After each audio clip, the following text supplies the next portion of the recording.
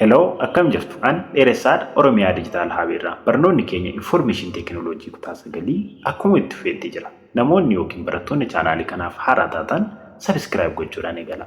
Akkasumas immoo hiriyoota keessanii fi namoota jaalataniif sheer gochuu hin dagatinaa. Kallattumaan gara barumsa keenyaatti yeroo barannaa gaarii isiniin jedha. Akkuma jalqaba irratti isiniin jechuuf yaalee barnoonni keenya Infoormeeshin Teekinooloojii kutaa 9 akkuma itti fufeetti jira. Yeroo darbee managing files jalaatii faayila tokko akkamitti create gochuu akka dandeenyu, akkamitti delete gochuu akka dandeenyu, yookiis immoo bakka tokkootii gara bakka biraatti akkamitti copy gochuu dandeenyu waliin ilaallee turre jechuudha. Akkasumas immoo faayila keenya akkamitti access gochuu akka dandeenyu file explorer fayyadamnee warreen sun waliin ilaalleera. Warri sun ilaalle dubatti deebi'aatii waan sun hordofaa isiniin jechuun barbaada. Itti aannee har'a kan nuti waliin ilaallu accessing file and folders. Kana osoo irratti hin haasa'iin dura mee gara kompiitara keenya yookiin moobaayilii keenyaatti adeemu. Moobaayilii keessan warreen Android moobaayilii qabatan file management kan jedhu qabu jedheen yaada. File managementiin sun maaliif nu fayyada? File managementiin sun maaliif nu fayyada? Fakkeenyaaf fiilmii tokko bilbila keenya irra ilaaluu osoo barbaanne yookiin kitaaba tokko bilbila keenya irra dubbisuu osoo barbaanne file managementii fayyadamne yookiin immoo my files kan jedhu kun bilbila keenya irra kan jiru aappii sun fayyadamne faayila keenya waliin wal arginaa jechuudha. Akkasumas immoo kan nuti har'a ilaallu jechuudha file explorer fayyadamne faayila keenya access gochuu yookiis immoo access gochuu jechuun kitaaba dubbisuu jechuudha. Fakkeenyaaf kitaabni yookiin immoo PDF faayiliin tokko faayiladha. Viidiyoo yookiin immoo fiilmii kompiitara keenya irra jiru faayiladha. Isaan access gochuu jechuun isaaniin fayyadamu jechuudha. Faayila fayyadamuu dandeenya. Akkasumas immoo folder keenya access gochuu dandeenya. Akkamitti immoo access gochuu akka dandeenya? There are a number of ways you can navigate to your file. Faayila keenya bira kan dhaquu dandeenyu daandii baay'eetu jiru. Faayila keenya bira dhaquu kan dandeenyu yookiis immoo access gochuu yookiin faayila keenya waliin wal arguudhaaf daandii baay'eetu jiru jechuudha. Inda folders faayila keenya folder. In a file explorer in akkuma yeroo darbe ilaalle ishiin kun file explorer jedhamti jenneerra. File explorer jedhamti kun amma faayilota keenyadha. Ishiin achirratti argamtu kun immoo file explorer immoo karaa baay'ee banamuu dandeenya. Tokko asirraa taaksii baarii kanarraa mallattoo ishii kanatti double click gochuudhaan seenuu dandeenya. Lammaffaan immoo Ctrl+E jechuudhaan koomaandii sun barreessuudhaan argachuu dandeenya. Kan biraa karittii kana fayyada argamuu dandeenya. Hoomii kanatti erga buunee booda maloonni kun nu dhufu. Warreen kun. Karaa suni faayila keenya bira deemuu dandeenya jechuudha. Kottaame gara barumsa keenya har'aatti deebina. Accessing file. There are methods below will help you to do so. Faayila keenya access gochuudha. Maloonni arfan kana fayyadamna. Tokko mana address bar jedhamu fayyadamna. Lammaffaan forward and backward button. Sadaffaan from the folder navigation pane kan jedhamu. Kan dhumaa search function. Maloota kana arfan fayyadamni faayila keenya access gochuu dandeenya jechuudha. Fakkeenyaaf kan jalqabaa kana ishii kana ilaallume using the address bar. Address bar maal akka ta'e component of file explorer and the description kan jedhu keessatti teebilii sunitti deebi'aa ilaala kitaaba keessan irraa. Address bar kan jennu kun ishii kamedha kan jennu sirriitti achirratti ilaalleera jechuudha. Address bar kanaan akkamitti faayila keenya access gochuu dandeenya? The address bar which is located at the top of file explorer. Address bar kun eessatti argama? The top of file explorer in shown fakkii kanarratti ishee argamtu kana jechuudha. The top of file explorer. Displays the path of the currently selected folder and active folder. Argitanii ishii kana. The path of currently selected folder or active folder. Kan amma nuti banannee jiru yookiis immoo active folder kan jennee waamnu jechuudha. Fakkeenyaaf mee karaa ishii kanatti dhufname file explorer ishii kanadha. Address bar immoo isatti argamti jedhe. Top of what? Top of your file explorer kan jennu ishii kanadha jechuudha. Active file kan jennu yookiin immoo active folder warri jennu immoo warra kanadha jechuudha. Active file or folders kan jennu immoo warreen kun active file all folders jedhamu jechuudha. Kanaaf grade 11 creativity jennee fakkeenyaaf grade 9 argitanii ishiin kun amma active folder jenna jechuudha. Kanaaf ishii kana bira gahuudhaaf eessarraan dhufna? This piece desktop before 2018 new creativity ishii kana ishii kana bira geenye jechuudha. So address bar ishiin jennu kun ishii kana jechuudha. Laasitti ishiitti sitti gurraachoftee jirtu kana yookiin immoo biliyuu taatee ishii jirtu kana address bar keenya jechuun ishii kana address bar jedhamti. Malli tokkoffaan faayila keenya access itti goonu address bar kana fayyadamneetidha jechuudha. So File Explorer drop down menu are available for each subfolder in address bar. Therefore, we can easily go back forward illee deemuu dandeenya, backward illee deemuu dandeenya jechuudha. On the right pointing arrow next to the folder and selecting subfolder from the drop down. Sumatti deebinee kottaa fakkeenyaaf ishii kana keessa jirra. Backward illee deebinee gara kanaatti deemuu dandeenya, forward illee garuma sunitti dhufuu dandeenya jechuudha. Backward forward bakka barbaanne bira dhaquudhaaf seen backward osoo jennee amma fakkeenya warreen kana access gochuu dandeenya. Nama kana video kana banee access goonee irra jedhamaa jechuudha. Warreen akkasii kun access goonee irra jedhamaa jechuudha. So mee gara kitaaba keenyaatti deebinaa. So malli tokkoffaan mala address bar jettu kanaan faayila keenya access gochuu dandeenya. Kun osuma amma haasaa turredha kun amma fakkeenyaaf. Faayiloonni kun warra access godhamanidha. Eessatti argamu immoo ilaa ishii kana ilaalaa ishiin kun address bar jedhamti jechuudha. File keenya bira gahuudhaaf. So malli tokkoff viewing a previously visited folder in the address bar. Address bar kana keessatti fakkeenya warra dura view goone yookiin immoo access goone mallattoo warra kana backward and forward isa jennu suni to view a folder you have seen previously dura kan laalle jechuudha. You can do any of the following option 1. Option 1 irratti click forward or backward button. Ishii kana na backward jechuudha. Ishii kana asii garagalchaa. Dogongora kitaaba irraati ishii kana akkanatti garagalchaa. As shown in figure 1.4 figure 0.14 immoo kanadha jechuudha. Ilaa argitanii kunoo kana jechuudha. Kanumaaf ishii kanaa fi ishii kana jechuusaati. Option 1 faayila keenya jalqaba bananne sunitti deebi'u yoo barbaanne maloota kana lamaan fayyadamnaa jechuudha. Backward and forward batanii dhaan faayila keenya access. Option 2 ammoo yookiin immoo filannoo lammaffaa yookiin immoo kan lammaffaatti akka optionii kan biraa fayyadamnu click on the folder name in the address bar as shown in figure 0.14 kana laalame fakkeenyaaf kan akka folderiitti consider gochuu dandeenya fakkeenya bakka folderiitti consider gochuu dandeenya erga foldericha irratti click goonee booda maal goona previously kan dura bannetti deebi'uu dandeenya wanta ishime laalame option 1 fi option 2. Option 1 maal jennu backward fi forward batanii. Amma grade 9 itti deebi'uu barbaanne grade 9 dura jenne sun kanumatti buuna. Ishuma kanatti kana lamaanitti ammas itti dabalame grade 9 argitanii forward jedhamti ishiin kun jechuudha. Backward immoo bakka duraa sunitti deebi'uu barbaanne previously open yookiin immoo kan jalqaba banne fayyadamne sunitti deebi'uudhaaf maloota kanatti fayyadamnaa jechuudha. So this one is the first option. The second option kan jennu immoo fakkeenyaaf argitanii kun amma ishiin gadi jetteetti kun warreen kun hundi isaanii kana jalatti banamanii jiru jechuudha. To ishii kanatti bu'ee amma this PC hundi isaanii dhokataan argitanii karaa kana access gochuu dandeenya. Then desktop irraa immoo kanarraa immoo kana then creativity then grade 9 argitanii bakka barbaanne sun dhufnee jechuudha.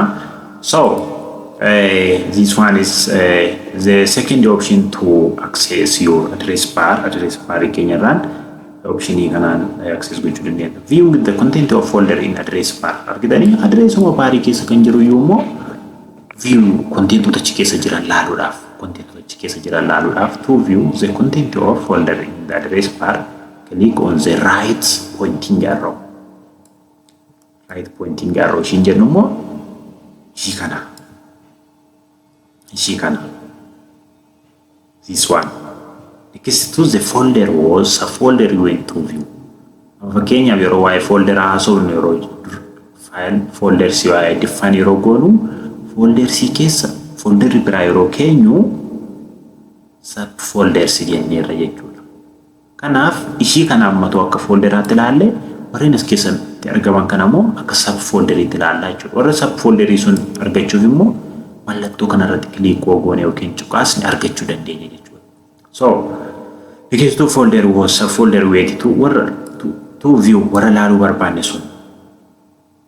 The arrow change to a downward pointing arrow. Argitanii ishumti asii jette kun bifa kana yoo taate immoo drop down list of the folder will be displayed akkasitti display ta'u jechuudha. Dura akkasidha. Yeroo ishiin asii gadi garagaltu akkasitti view goonee jechuudha warra kana hunda isaanii yookiin immoo laalle jechuudha. Kottaame waliin laalla fakkeenyaaf kottaa waliin laalla. This PC an jennu kun as jirti. Ishiin kun arroon kuni yoo kilik taasifne warreen as keessa jiran kana hunda isaanii ilaaluu dandeenya jechuudha. Yookiis immoo kottaame iddoo kanatti kilik too goone amma warreen kana argitanii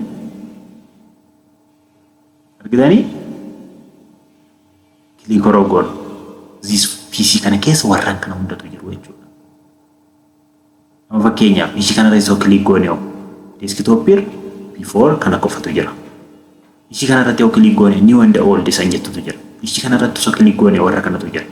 Creativity ishii jettu kana keessatti maaf hin dhufne mallattoon kun.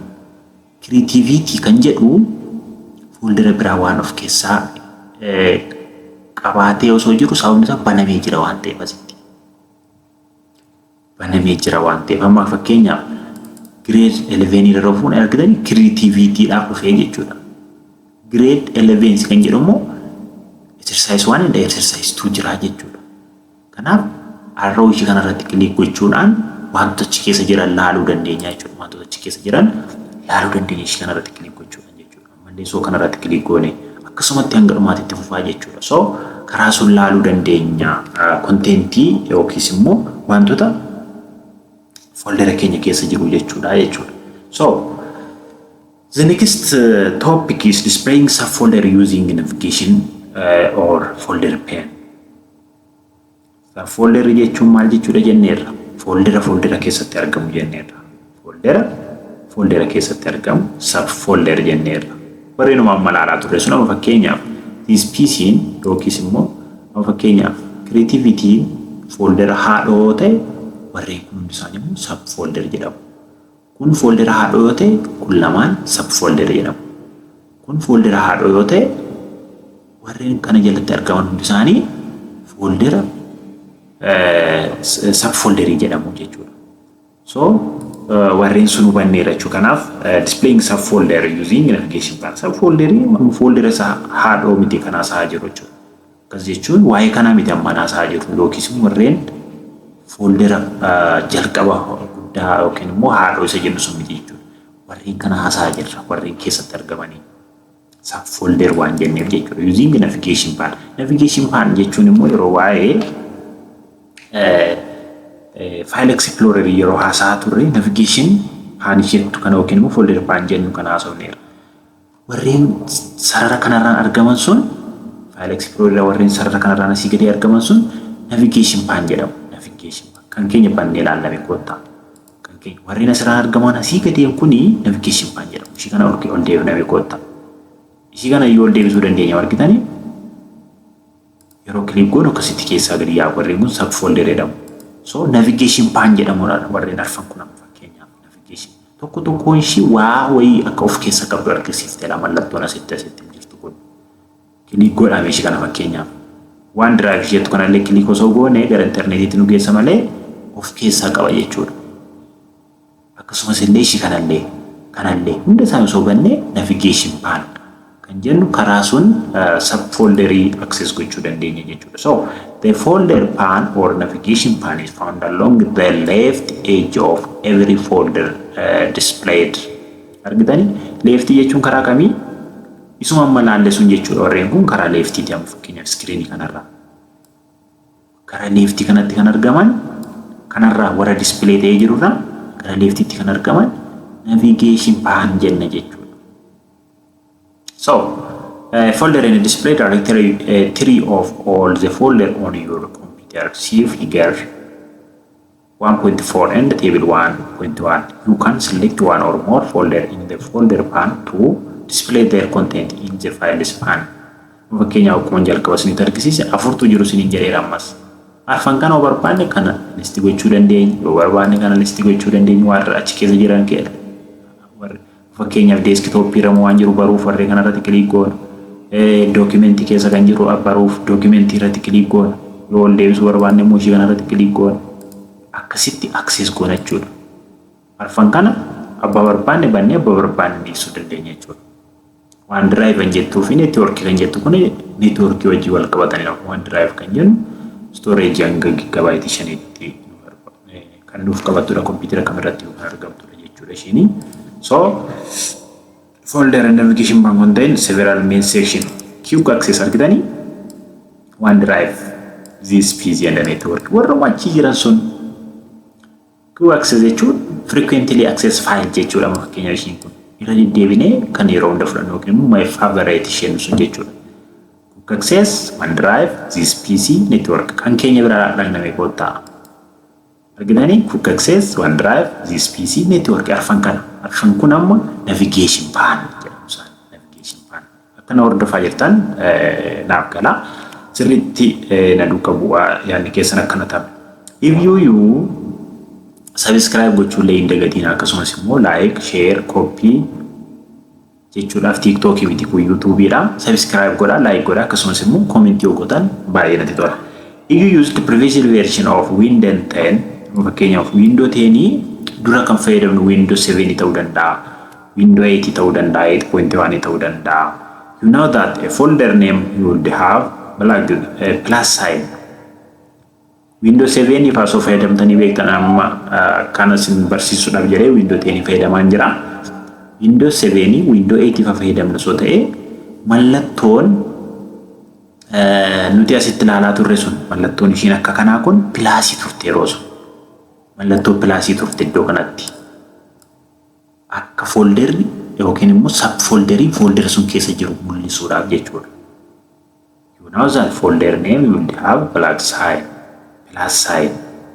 Mallattoo hidhuu ishii jennu sun jechuudha. Next if that folder contained document or subfolder. Subfolder of keessa qaba yoo ta'e mallattoo pilaasii of keessa qaba. Dur Windows 7 Windows 8 fa keessatti jechuudha. With Windows 10, if a folder contains a folder, that folder name will have a small right pointing triangle. Ishii kana mallattoo kana. Argitanii mallattoo ishii kana jechuudha. To triangle to the next folder name, Windows 10 means the folder has no subfolder. Mallattoon kun hin jirtu yoo ta'e jechuudha. Folderichi of keessaa foldera ilmoo hin qabu yookiis immoo subfolder ishii jennu sun hin qabu jechuudha mallattoon kun hin jirtu taanaan. Kottaan as deebina ammas gara keenya kanatti. Kun waa of keessaa qabaa? Yaa. Kun waa of keessaa qabaa? Yes. Kun waa of keessaa qabaa? Yes. Ishii kun gara interneetitti nu geessiti waan ta'eef akka waan folderaatti miti consider kan gochuu dandeenya. So kottaan ishii kana iyyuu laalame. Ishiin kun of keessa folder qabaachuu ishii mul'isa. Folder ishii maal jedhamti kana. Kana immoo bannamee kottaa. Kuni of keessa hin qabdu miti reewuma folderri wanti jedhamu as keessa hin jiru. Kanaaf mallattoon sun hafee jechuudha.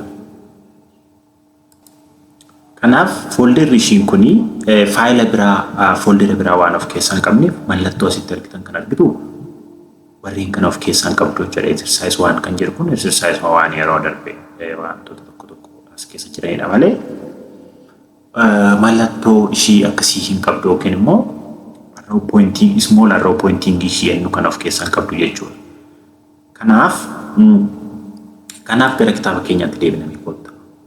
So means a folder has no subfolder. Subfolder yookiin immoo kan homaa of keessa hin qabu jechuudha.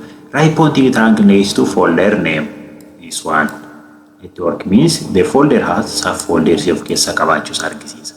Down pointing triangle next to folder name. Yoo ishii humti kun gadi garagarte immoo folderoonni achi keessa jiran list ta'anii jiru jechuudha. Means it is a folder currently displayed or that folder. No akka akkasitti.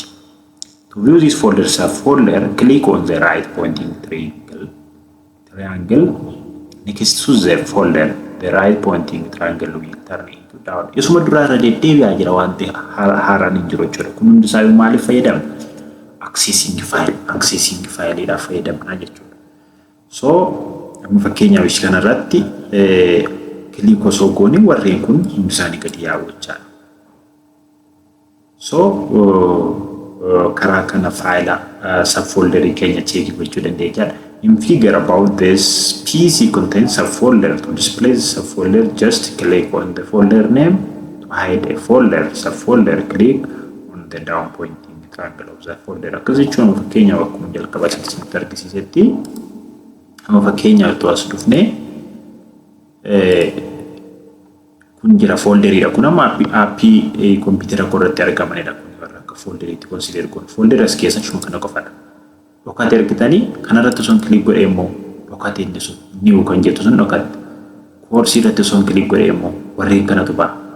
So isa sun nutti himaa jira jechuudha. Kanaaf yeroo nuti irratti kilik goonu folder dura banne sun ni dhokata kan jennu hide ta'a kan jennu isaaf jechuudha. So another topic within this chapter is moving file and folders on computer. Moving isheetu kana naaf qabadhaaf fakkeenyaaf. Osoo chapterii kanatti topic kanatti naasa hin dura moving concept jennu kootamee fakkeenyaaf magaalaa tokko irraa gara magaalaa biraa yoo deemne amma jechuudha. Nuti asitti illee hafne yeroo darbe haasa heera natti fakkaata magaalaa kana magaalaa Bulee Horaa irraa gara Diillaa osoo deemne namni tokko magaalaa Bulee Horaa irraa already Diillaa deemeera jechuudha. Diillaa deemeera. Kanaaf Bulee Horaatti namni dheeressaa jedhamu hafu hin jiru ana soodhaan itoo gara Diillaa deemeera. So moving faayilii immoo yeroo dhufnu immoo foldera tokko keessa gara biraatti move gochuu jechuudha malee foldera lamaanuu keessa faayil sun jiraachuu hin danda'u jechuudha. Yeroo waa'ee koppii barannu amma yeroo koppii barachaa turre kompiitara keenya irratti faayila tokkicha lama qabaachuu jennee haasaa turreera jechuudha. Garuu as keessatti moving file and folders yeroo jennu singilii tokkitti faayila tokkitti qofatu kompiitaricha irratti argamu qaba yookiin immoo folderii sun keessatti argamu qaba. Move jechuun completely bakka tokkotti gara bakka biraatti deemsisuu jechuudha.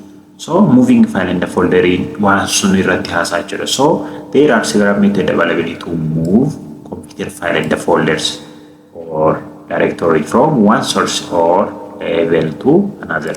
Source kan jennu folder ta'uu danda'a. Bakka taa'umni jalqaba taa'eeru sun source jecha yookiin immoo level jechuu dandeenya.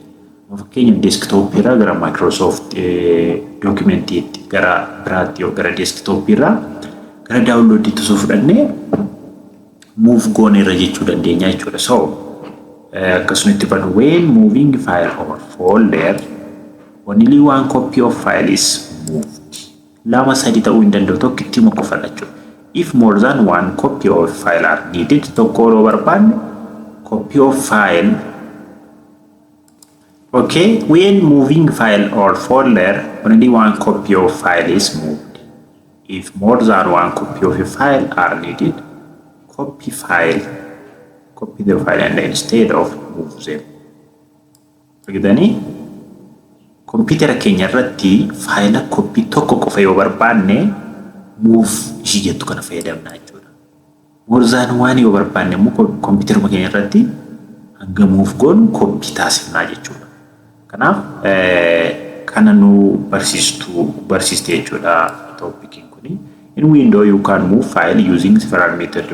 Maloota garagaraa fayyadamuu dandeenya. Fakkeenyaaf window irratti kompiitara keenya irratti yookiin immoo window keenya irratti faayila tokko koppii gochuuf maloota garagaraa fayyadamuu dandeenya. Malli tokkoffaa maalidha? Cut and paste. Cut jechuun maal jechuudha? Siruma ishee dhabsiisuu jechuudha. Erga dhabsiifnee booda immoo bakka barbaanne sun geessinee lafa keenyaa jechuudha yookiin immoo paste goona yookiin foldera keessa taasifnaa jechuudha. Lammaffaan drag and drop. Drag and drop immoo yeroo baay'ee maawuzii keenya fayyadamna. Maawuzii keenya kana fayyadamnee left click erga sirriitti gadi qabnee booda gottonnee bakka biraa kaa'uu jechuudha. Drag and drop jechuudha. Gottonnee bakka barbaanne sun kaa'uu jechuudha. So asumarraan mee malli sadaffaa maal? Move to folder. Kun commandidha. Use the move to folder command. Mee ishii kana sadaniyyuu akka practice itti ilaalame. cut and paste kan jennu quota isinitti argisa. Waa'ee movie kan haasa'aa jirru cut and paste kan jennu fakkeenyaaf as keessa jirra files cut gochuu dandeenya, move gochuu dandeenya, new sheet kana keessa jirra, creativity kan jettu kana keessa jirra. So grade 9 kan jiru kana keessa seename kotta. Folder 1 keessa maaltu jira yeroo darbe barannee romtu jiru. Folder 1 kana haadhuma isheetiitii dhababsiifne bakka biraa kaa'uu yoo barbaanne asiitii right click taasifna. Cut and paste sheet kana laalaa jirra. Ishii kana laa mallattoo cut itti right click kana asiitii ofinne ishii bakka kanatti cut goone. Muramteetti kun asiitii yookiin immoo cittee jirti yookiin immoo fuunee jira bakka kana kootaas keessa keenyame folder D kan jennu kana paste folder 1 as keessa dhufe grade 9 keessa ture bitiree dura tochidhaan hin argannu folder 1 jedhu folder 1 meeres keessa hin jiru sababni isaa iyyuu cut and paste kan jennu sun ibsa jechuudha eessatti paste goone yookiin immoo eessa keenya fuunee keenya as keessa taasifne jechuudha. Okay, tokkoffaa cut and paste kana xumurree sirriitti argisiiseera sirriitti hordofaa drag and drop kan jettu kun immoo maalidha? Drag and drop kan jettu kun immoo drag goone mouse keenyaanii gara fuuldura itti drop gochuu barbaanne sun deemna jechuudha. Mee isas waliin ilaallume kan lammaffaati kun yookiin immoo teekniksii lammaffaadha jechuudha. Amma fakkeenyaaf folder 1 kana folder D keessatti asirneerra. Ishii kana copy fi cut and paste kan jedhu waliin ilaalleerra. Akkasitti erga mouse keenyaan akkasitti baannee jechuudha. Ishii kana mouse left click keenya irratti click goone jalqaba. Irratti click gootan mitiire erga click goone booda akkasitti gottonna jechuudha mouse keenya. Mouse keenya erga gottonne folder keessa kaa'uu barbaanne sun bakka barbaanne deemnee amma fakkeenyaaf ani grade 9 keessaa finne miti dura. Argitanii move to grade 9 kan jedhu irratti click godhaa jechuudha. Amma argitanis keessa badee jira. Katiidha sababni isaa movie dha waan ta'eef jechuudha. So as keessa yeroo dhufnu immoo as keessatti arganne kun bakka jalqabaatti deebisnee jira jechuudha. So drag and drop kan jennu ishii kanadha jechuudha. Drag and drop kan jennu kana jechuudha. Kan biraa move to folder kun immoo isa sadaffaan immoo move to folder kootaa isaas immoo isinitti argisiisa. Achuma keessa jirra fakkeenyaaf kun jirti mitiire home kanatti buutu. Home kanatti roobuun argitanii move to kan jettu kun asirti. Ishii kanarratti click goone bakka geessu barbaanne sun asii gadi kanatti gadi baasaa jechuudha. Bakka barbaanne kaa'uu dandeenya. Bakka barbaanne.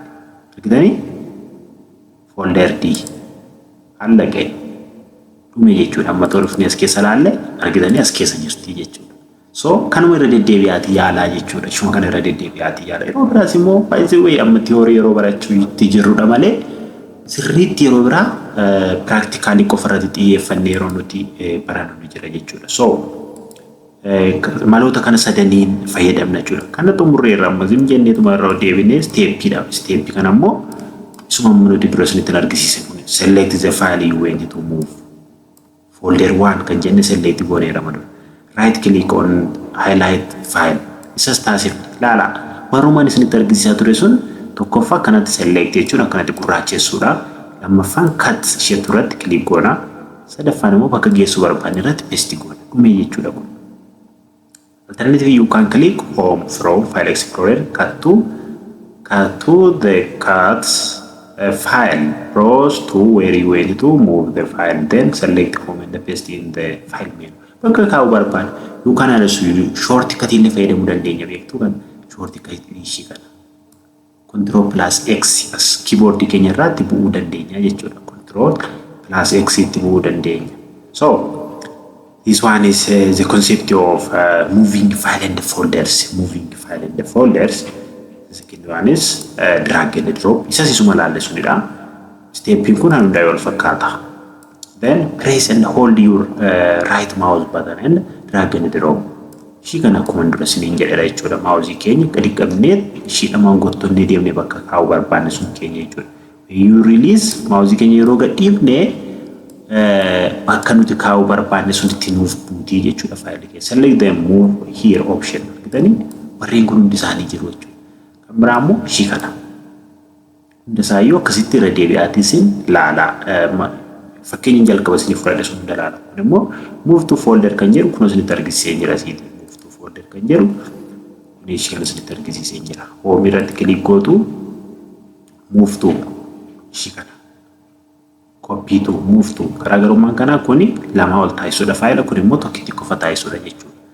So kanuma dhaabbanneeti hunda isaa akkasumatti hojjechuu dandeenya jechuudha. Kuni suma argitanii suma isinitti mee ba'e. Kan biraa immoo maalidha? Delete file and folder. Maaliif faayila yookiin folder delete goona?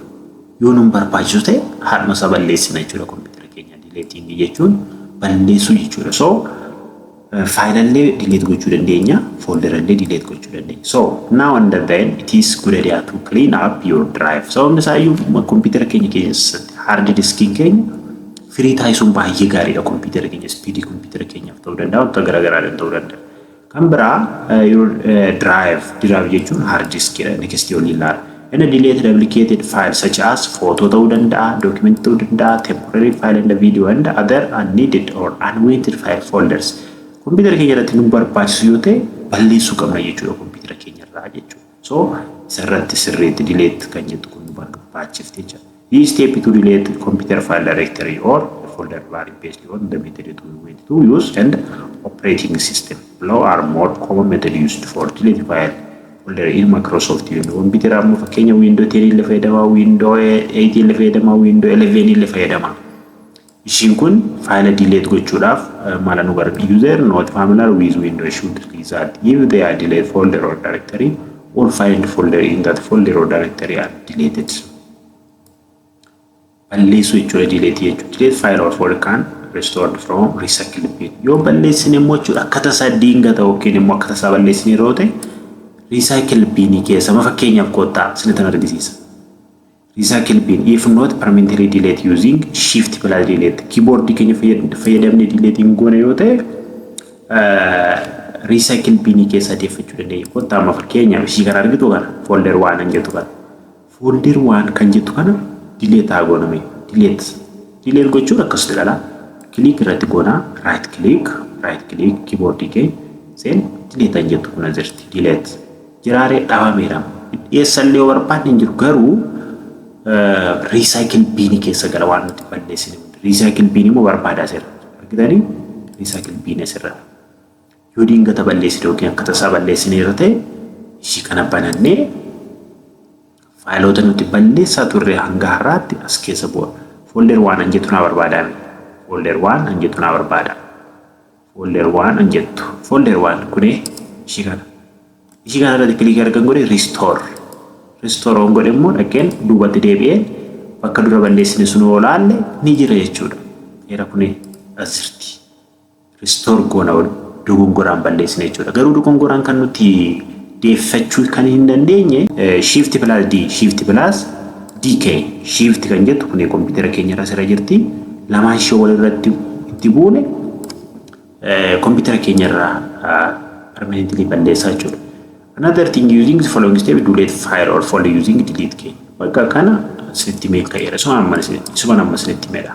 Suma amma sinitti mee right click goone raboon. Akkasumas immoo faayilota baay'ee al tokkotti balleessuu dandeenya. Faayilota baay'ee file or folder by holding down the control plus key and clicking each file or folder before pressing delete. You can hold down shift key while pressing the delete key. Shift plus delete to delete file permanently.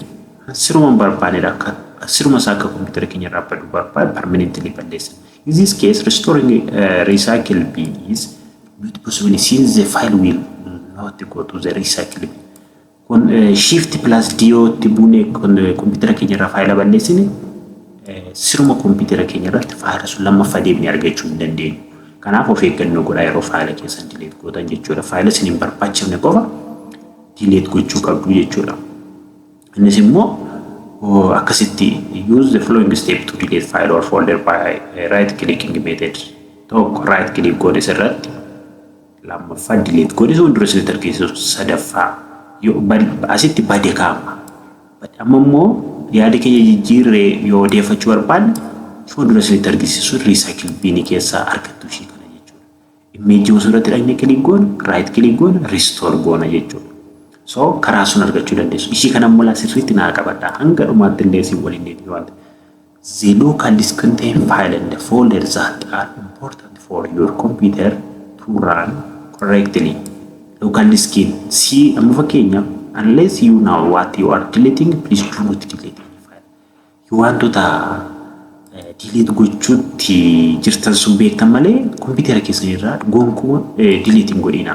Amma fakkeenyaaf faayiloonni as keessatti argaman jechuudha siruma wanti computer keenya sanutti amma fayyadamaa jiru kana warra nu fayyadudha waan ta'eef siruma hin balleessina kana.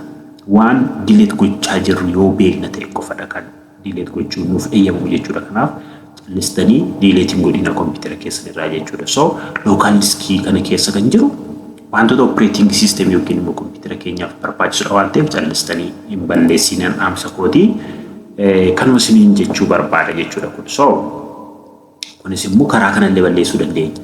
Karaa kanallee faayila balleessuu dandeenya jechuudha. Karaa ishii kana fakkeenyaaf okay desktop itti dhufnaa new bakkuma waan balleessuu barbaanne sun bira deemna jechuudha. New erga jennee as keessa dhufnee grade 9 keessa jirama fakkeenyaaf grade 9 keessa folderiin keenya sun as keessa dhamiti as keessa D keessadha kan nuti keenya kan duraa sun D keessa keenya I think we are put in D ishii kana balleessuu soo barbaanne home itti buunaa home itti erga buunee booda delete kunoo ishii kana irratti click goone wantoota itti gurraacheessine kana ni baddi jechuudha. Ishiin kun delete kana tusoo buunee ni badaa jechuudha. So karaa kana baay'eetu jira yeroo biraa immoo waan sin barbaachisu irratti haasa'uu dandeenya jechuudha. Sun mul'isuu barbaadetira kun kanadha jechuudha. Practical exercise. Ani by the way exercise tola kana hojjechaadhuma jirtu jedhee yaada. Yoo hojjechaa hin jirtan ta'e immoo exercise tokko 1.1 irraa eegalle hanga dhumaatti hojjechuu dandeenya jechuudha. So find the icon or files that you are saved or your desktop before identify any file that is not important anymore or kill any delete. Kana maaf akka video tokko isin hojjedha by the way practical exercise kana hunda saayyuu akka fakkeenyaatti yookiin immoo akka video tokko irratti isin hojjedha. Sin ofii keessa yaalaan immoo video tokko irratti isin hojjedha. Baay'eetu jiru kan biraallee argeera waan ta'eef kun immoo dirqama ishii kana waliin hojjechuu qabna. Dirqama ishii kana waliin hojjechuu qabna. Very important. Kanaaf konseptii tokko qofatu nu hafee ishii qofa naaf obsaatii ni xumurra jechuudha barnoota keenya har'a. Konseptiin biraa searching file on our computers. Searching file on our computer. Ishii kana jechuun faayila neemii keenya yoo beekna ta'e faayila neemii suni computer keenya irraa barbaadu jechuudha. Hanga tokko dhaqnee search kun manually barbaadnu search function isheen sun fayyadamnee barbaadu jechuudha. Walumaa jira operating system running on computer can find file on the hard drive or other drive connected to the computer. So Microsoft Windows has search feature that help you find any file such as document ta'uu danda'a, spreadsheet ta'uu danda'a, picture ta'uu danda'a, video ta'uu danda'a. Warreen maqaa isaanii beeknu kamillee search function isheetu kana fayyadamnee search gochuu dandeenya jechuudha. Kan biraa immoo kanarratti wantoota isin dabaluu qaba kan faakoo booda rasnittani machu. To find a file it is not required to know it is full name. Argitanii to find a file it is not required to now it is full name. Maqaa ishee keessaa maqubeel tokko lama yoo beekne nuu fiduu danda'a jechuudha. Some of the methods used to search file are displayed below using search button. Argitanii search button. Press the window key then type part. Kunoo sitti search gochuu dandeenya fakkeenyaaf ishee kana. Search button jedhamti ishee. Ishee kana irratti click yeroo goonu mala asitti faayila keenya search gochuu dandeenya. Faayila keenya yookiin folder keenya search gochuu dandeenya jechuudha. Another thing is key type part of three file name you wait to find one file name is ta'uu danda'a, folder name is ta'uu danda'a, warra barbaadne sun irratti click gochuun nu dhufa ishee irratti akkasitti using file explorer fayyadamnee immoo fakkeenyaaf asirratti click godhe asirratti click yeroo godhu ishee kan argitu amma sitti ishee kana as keessa folder D keessa kan jirtu hundi search gochuu dandeenya. Amma fakkeenyaaf this PC jechuun kompiitara hunda isaati. This PC kanarratti wantoota search gochuu barbaade asitti osoo hin barreessi wantoota search gochuu barbaade naaf ta'e jechuudha. Wanta search godhe sun. So mala biraati isheen immoo jechuudha. Sirriitti isheen open file explorer in the left navigation pane akkasuma bakkuma amma dhaqnee deemne click computer or this PC irratti click gochuu dandeenya. Sun irraan kunoo kanuma sirriitti himuu barbaade jechuudha. Kanaaf search jedhamti. Kan koo kan dhuunfaa koo immoo kanaan sirriitti himuu barbaadu computer keessan irra kan hin jirre software everything isheetu kana fayyadamne everything kana baneesnetti argisiisa. Waan barbaanne waan computer keenya yeroo bakka kanatti barreessine qubee yaadannoo barreessine waan barbaanne computer keenya keessa jiru nuuf fida jechuudha. So everything kan jettu kana computer keessa irratti install godhadhaa warreen computer qabda jechuudha. Everything faayila yeroo dheeraadhaaf dagannee yookiis immoo jalaa badellee karaa ishee kan argachuu dandeenya. Everything jettu kana computer keessa irratti install godhadhaa jechuudha. Faayilli nuti qabnu hundi as keessaa search goonee argachuu dandeenya jechuudha. Search goonee argachuu dandeenya. So everything kana install godhadhaa. Topic biraa walitti deemina. Topic sun dura garuu practical exercise kana practical isanii hojjenna. Kana video tokko siniifan hojjedha practical exercise kana hunda isaa walitti qabeeni topic ittaan computer drives kan jedhu. Computer drives kana siniifanii hojjedha. Kanaaf computer drives kana next ilaalla. Sun dura garuu yookiin kana hojjedhe yookiin ergan video kana hojjedhee booda practical exercise hunda isaa bakka tokkotti walitti qabeen siniif hojjechuun ayyaala. Kanaaf subscribe gochuun dagatina hiriyoota keessaniif share godhaa. Comment nu godhaa yookiis immoo Telegram keenyatti join erga gootanii inboxii yaadanuuf barreessuu dandeessu jechuudha. Kanaaf ishii kana erga xumurree booda waliin yoo minnidoo wada chapter 2 gara chapter 2 deemna jechuudha. Kanaaf akkasitti dubbisuun dagatina subscribe gochuun dagatina share gochuun dagatina turtii gaarii isiniin jedha. Jaalattanii waan hordofaa jirtan yookiin YouTube keenya subscribe gootaniif galatooma. Yeroo barannaa gaarii isiniif haa ta'u. Nagaan turaa.